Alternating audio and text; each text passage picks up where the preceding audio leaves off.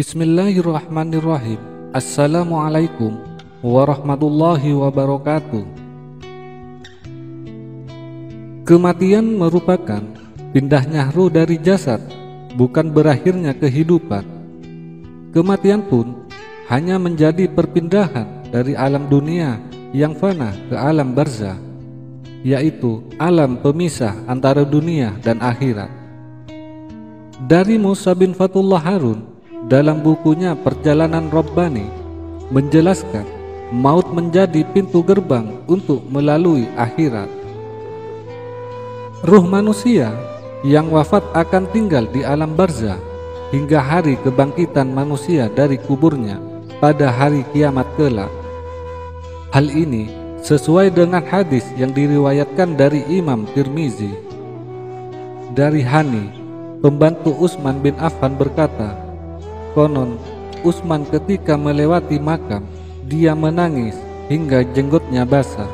Lalu dikatakan padanya, engkau mengingat surga dan neraka, maka janganlah menangis dan menangis karena fulan. Lalu dia mengatakan bahwa Rasulullah Shallallahu Alaihi Wasallam bersabda, sesungguhnya kubur itu awal persinggahan dari persinggahan-persinggahan akhirat. Barang siapa yang selamat darinya, maka yang sesudahnya lebih mudah darinya. Barang siapa yang tidak selamat darinya, maka yang sesudahnya lebih sukar darinya. Hadis riwayat Tirmizi, Ibnu Majah, dan Ahmad dari Utsman bin Affan.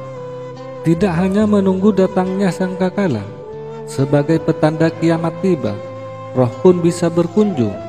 Ibnu Qayyim al-Jauziyah dalam bukunya berjudul Ruh mengungkapkan, selama di dalam barzah, ruh orang-orang meninggal dunia bisa saling bertemu.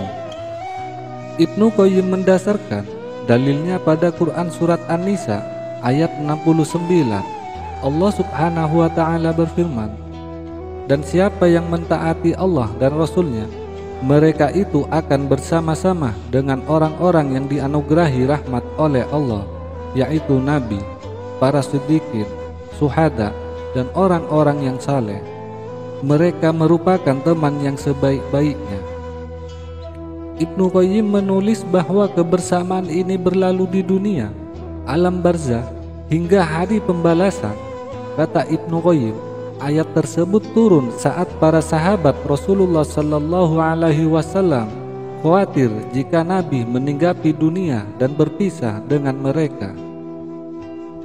Jarir meriwayatkan dari Mansur, dari Abu Duha dan Masruq, para sahabat Nabi Sallallahu Alaihi Wasallam berkata kepada beliau, tidak seharusnya kita berpisah dengan engkau di dunia ini.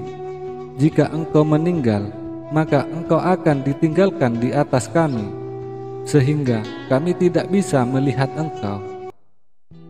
Di samping itu, Allah subhanahu wa ta'ala juga berfirman di dalam Quran surat Al-Fajr 27-30, hai jiwa-jiwa yang tenang, kembalilah kepada Rabb-mu dengan hati yang puas, lagi diridhoinya, maka masuklah ke dalam jamaah hamba-hambaku dan masuklah ke dalam surgaku. Pembahasan tentang alam gaib selalu menarik untuk diperbincangkan, sebab alam gaib adalah hal yang tetap menjadi misteri.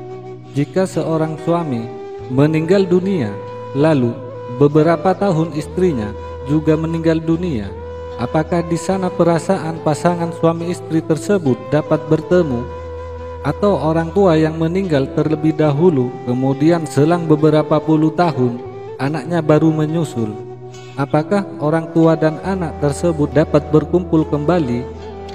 Atau pasangan sahabat karib yang meninggal dunia dengan jarak beberapa tahun, dapatkah mereka saling berkunjung dan saling mengingat ketika di sana? Bahasa sederhananya, apakah ruh-ruh orang yang telah wafat dapat saling bertemu, saling berkunjung, dan saling mengingat? Pertama, mari dimulai dengan kutipan dari mukjizat yang paling agung dalam surat An-Nisa ayat 69. Dan siapa yang mentaati Allah dan Rasulnya, akan bersama-sama dengan orang-orang yang dianugerahi rahmat Allah, yaitu para nabi, orang-orang siddiqin, orang-orang yang meninggal dalam keadaan syahid, dan orang-orang soleh, dan mereka semua adalah sebaik-baik teman. Ayat ini menunjukkan bahwa manusia yang patuh terhadap pemilik semesta dan utusannya akan dapat berjumpa dan berkumpul bersama dengan para nabi terdahulu, orang-orang yang diberi gelar siddiq oleh Allah, orang-orang yang meninggal dalam keadaan syahid, dan orang-orang yang beramal baik dan orang-orang yang beramal baik semasa hidupnya.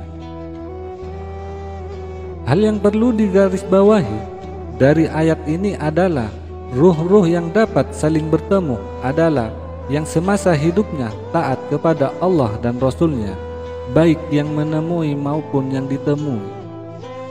Dan yang kedua, berdasarkan ayat di atas, Ibnu Qayyim Al-Jazawli atau memiliki nama asli Imam Syamsuddin Abi Abdillah Ibnul Qayyim Al-Jauziyah, di dalam karyanya yang bertajuk Ar-Ruh menjelaskan bahwa jenis ruh berbagai menjadi dua.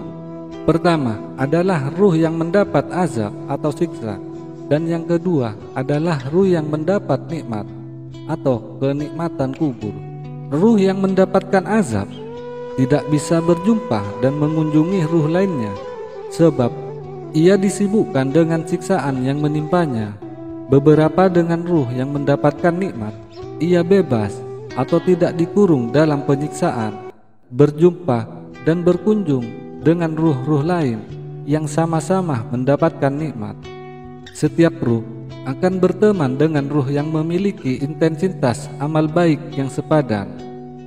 Ruh Nabi Muhammad adalah teman paling utama atau yang paling tinggi derajatnya, atau Rafiqul A'la. Dan yang ketiga, dalam sebuah riwayat dari Masruq menyebutkan bahwa para sahabat Nabi Muhammad sallallahu alaihi wasallam berkata, "Tidak harus kami berpisah denganmu ya Rasulullah ketika engkau wafat, kemudian engkau diangkat ke langit, maka kami tidak akan bisa melihat engkau lagi."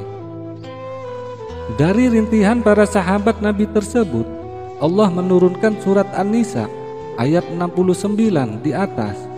Hal itu menunjukkan bahwa para sahabat Nabi akan dapat berjumpa lagi dengan Nabi Muhammad sallallahu alaihi wasallam ketika meninggal, dengan catatan tetap bertakwa kepada Allah Subhanahu wa taala dan mematuhi syariat Rasul-Nya.